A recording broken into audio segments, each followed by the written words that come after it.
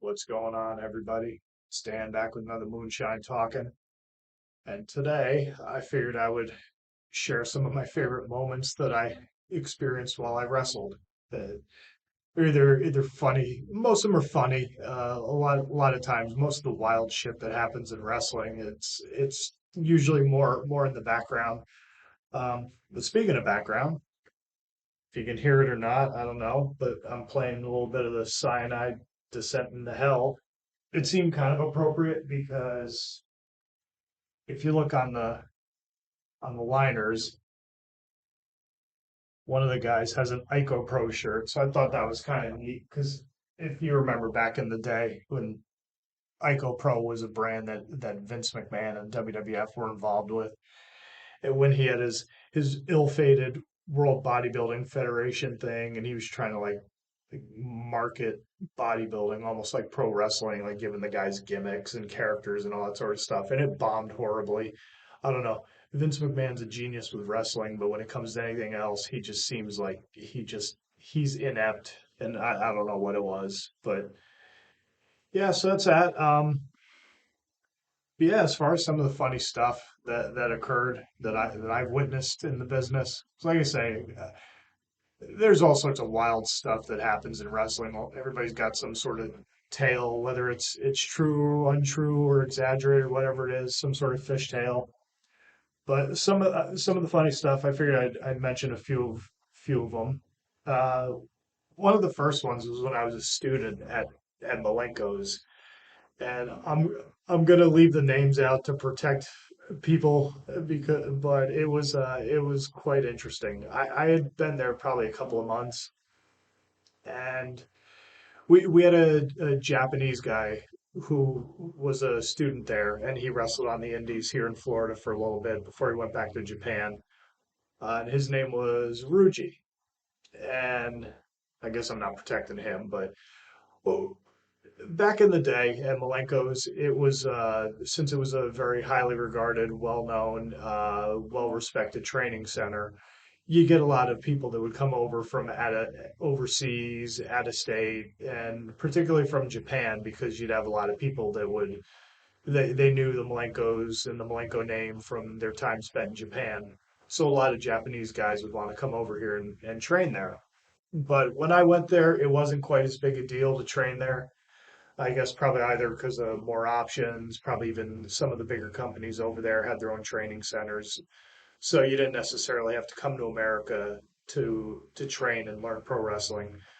But we still had, at the very least, we still have Ruji there. And coming over from Japan, he had a martial arts background. He did a little bit of shoot fighting. I was very familiar with a lot of the shoot fighting guys from back in the day. So as such, he would tend to take a few liberties with people in the ring, especially with the newer students. I never really experienced it with him, but I didn't really work out with him too much. But there was a couple of guys that he concussed and would just go a little too hard on in the ring, and they wouldn't necessarily get injured, but he would definitely, other than the one time he gave someone a concussion, uh, he just it was just what it was. He just went a little too hard with people. So anyhow, one of the people there will say they were a very skilled shooter in their own right. They decided to enact the principle of there's always a bigger fish, and the two of them were in the ring. They were working out, doing more shoot based style wrestling, and the one gentleman was working him over pretty good on the mat and not really letting him breathe. And then at one point, he just he goes and oil checks him. And I don't know if you're familiar with what an oil check is, but an oil check is basically when you stick your finger towards somebody's butthole. And he scooted across the ring like he was literally shot out of a cannon. Not literally, but it was, if he were shot out of a cannon, he would not have moved across the ring any faster than he did when that happened to him. And it was one of the funniest things I ever saw. And then when you think that okay, that's kind of surreal that I just witnessed that, then the person who did it just looked up and went, ah, stinky pinky, and it was ridiculous, and I was like, oh, okay, this is what this is like, I guess. But that one was a pretty good one. When I got out of as a student, when I finally graduated and was allowed to start working on the road and everything, me and my tag partner Kevin, we wound up in the New England area working for the NWA, and we did a show one time Memorial Day weekend, and it was the two of us in a tag match. We were going to do a series of tag matches for some TV tapings, and we worked with this team, the Brotherhood. Their names were Knuckles Nelson and Eric Sprasia, and they were like the big overs there. They were NWA tag champs at the time, I believe, and so they would do enhancement stuff with WWE. So they were getting a little bit of heat behind them. And usually, any of the newer tag teams, the newer younger tag teams, they would stick them in the ring with them to do jobs for them, and a couple of the other teams there. So that was our role that weekend. So we do the match with them, and Kev, he had just gotten a brand new pair of tights, and they had stirrups at the bottom of the feet, but they didn't have a drawstring. So at one point in the match, they had a spot plan where Kev was going to come off the ropes and do a head scissors, where he was going to flip up, catch the guy with his feet, catch Knuckles with his feet, and he was going to flip him over. So Knuckles shoots him off the ropes. Kev comes off. He goes to catch him for the head scissors, but somehow he caught him along the waistband. And as he was picking him up, he just, gravity and physics took hold, and with the no waistband or no drawstring on the tights, he just his whole ass comes out, and it was a TV taping, and the whole crowd loses it because seeing somebody's pale ass is always kind of a funny thing, and then Knuckles, while Kev's trying to pull his pants up, he kicks him and he starts kicking him, putting the boots to him and everything, so he didn't even give him a moment to breathe.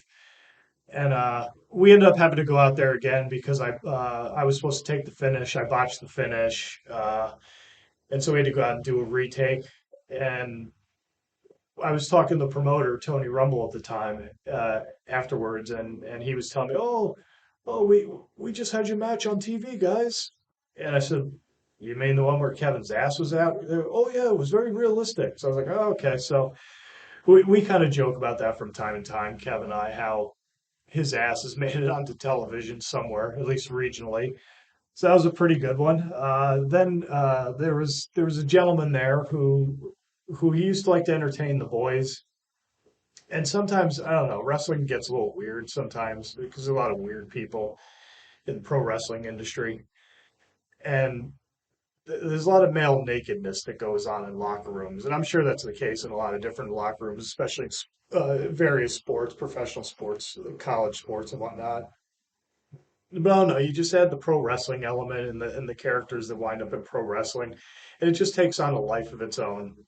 So this guy, he had a habit of like he had this gimmick where he would like take the he would put one. I'm not trying to do the circle game with you, but he would put 1 through 12 on his hand, and then he would walk up to you and he would take a certain appendage of his and he would stick it between the and you probably get the hint. And he'd start asking people if they knew what time it was. And I never really got caught by that one because I think the one time he tried it on me, I didn't have my glasses on, so I couldn't really see because I'm fairly blind without my glasses.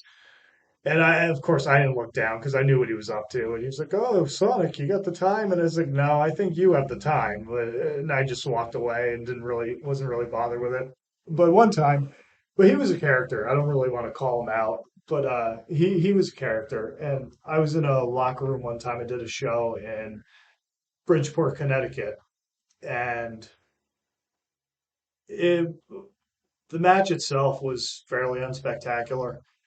But I was doing something. The match was over, finished, I did this, that, and the other thing. And then at one point, I left the locker room for whatever reason, probably get a drink or something. And I come back, and the same guy is like, there's a whole crowd standing around. and he's got his balls. He's like manipulating them. And all I see is when I open the doors, he's just dancing around and doing all sorts of weird shit. And it was just like, and everybody's laughing their asses off. Everyone's having a great time. And the one guy who pantsed Kevin in the match, Knuckles Nelson, he's walking in around the same time, seeing this debauchery going on. And he just looks at everybody and says, "You're all a bunch of sickos," and just walked out of the room. But it was just very funny, very bizarre, and it's just one of those things where I guess you had to be there. I figure maybe no, most people wouldn't have wanted to be there in the first place, but it was wild, and I laughed. But stuff like that is things like that that you just try to entertain. Guys come up with strange ways to entertain the boys and try to keep things a little bit light because things that get heated and all sorts of oddness. There's just all sorts of oddness that happens in locker rooms, but that was one of the more notable ones that happened that I saw at least. Fast forward a few years, I was working as Moonshine McCoy, and we were doing a show in Brandon, Florida. We were set up in the back of a Gold's Gym, and we were doing shows there. And at the time, before FCW, which turned into NXT, before that became a thing, we were trying to make that happen for us. The company I worked for was called Elite Wrestling Entertainment, EWE for short, and we were trying to be like developmental. That was the goal there. And so we were doing a show, and we had a bunch of local guys. We'd bring in guys from TNA, some more legendary guys, former ECW guys. EWE is where I worked with Hack. We used to have Billy Gunn would come in, a bunch of guys, most guys from TNA, unless you're a real diehard wrestling fan, you probably wouldn't remember their names. Like Natural Born Thrillers, I want to say was one of the teams. This guy Mike Modest, Donovan Morgan, they were guys from California. They would come in. We had Chris Canyon, who used to work in WCW as Mortis, then as Chris Canyon. He went to WWE and worked as Canyon. He wound up in the Indies for a little while, and he was down here in Florida quite a bit. And he did a lot of stuff for us.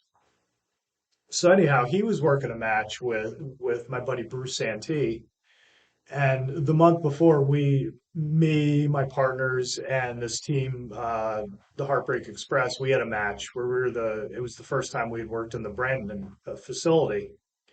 And we had asked, well, what are we supposed to do tonight? And the agent for the match told us, well, just go out there and tear the building apart. So we did a whole wild brawl throughout the building. A couple of the guys got bloody. It got a little nuts. People were running for their lives because my partner and one of the Davises were going through chairs and everything. They were bleeding all over the place. My partner Mike, he was sticking Sean Davis in the head with a fork, and Sean was squealing like a pig, and it was pretty wild. So they were a little apprehensive about us doing stuff there. They weren't quite sure what they got themselves into, and so the next month Bruce and Canyon are doing this match, and they're brawling on the outside. And next thing you know, all you hear is all these chairs. You hear chairs get knocked all over the place, and that was Bruce throwing Canyon through them. And one of the main guys in the promotion, this guy Buck Quartermain, who's a longtime veteran wrestler in Florida, did some stuff with WWE, WWF at the time, and he was a kind of a scary dude, but he loses it. He just gets is livid. Ah, damn it! That's why you can't have a goddamn territory around here. Everybody ruins it for everybody, and he's like flipping out. And I'm sitting there listening to this and watching the monitors for the match. And one of the guys next to me, this guy Cedric Strong, he's just sitting there. He's just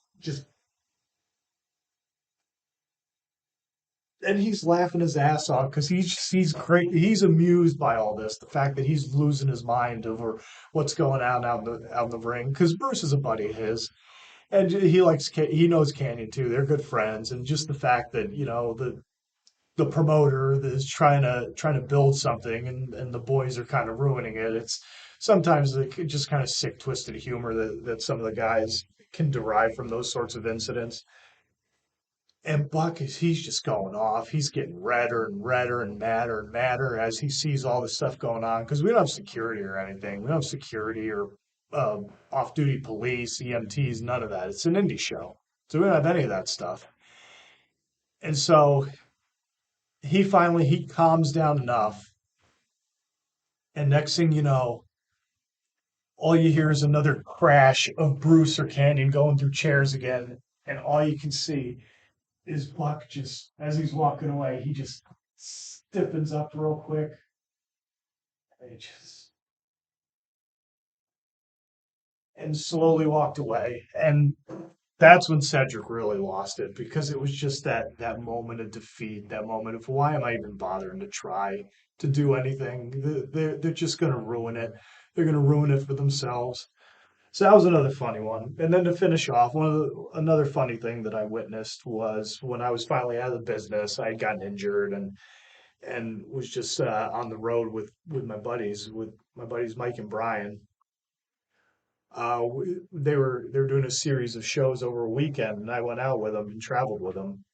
And we stopped off in a show up in the right across the Florida Georgia line. We were coming back from Georgia doing a show, and we were on the near the county near the state line of Florida, and they were doing a show up in that region. And it was funny to me because I just laughed because they were setting up the ring, and as they were setting up the ring, I see them trying to, usually rings are, especially nowadays, are fairly easy to set up. They don't take a lot of effort. But these yahoos had a car jack out, and they're taking the turnbuckle, and they're doing some shit with it, and they got the thing on a car jack, and they're trying to raise the ring and raise the ring posts and move this, that, and the other thing. And I was watching it because I was working the merch table for my buddies. And I told them afterwards, I said, bro, it was like watching the, it was like watching the executioner set up the gallows for people because this thing was a friggin' death trap. And they're just setting this thing and we were all talking about it and I was laughing my ass off and I had to go to Mike because Mike he's been around forever and he's seen a bunch of stuff and I said, Mike, you ever seen anything like that, like them setting up a ring with a car jack? And he said, with a car jack? No, I've never seen anyone do that. And I said, well, that's a first for you because that's what they were doing before the show, bro.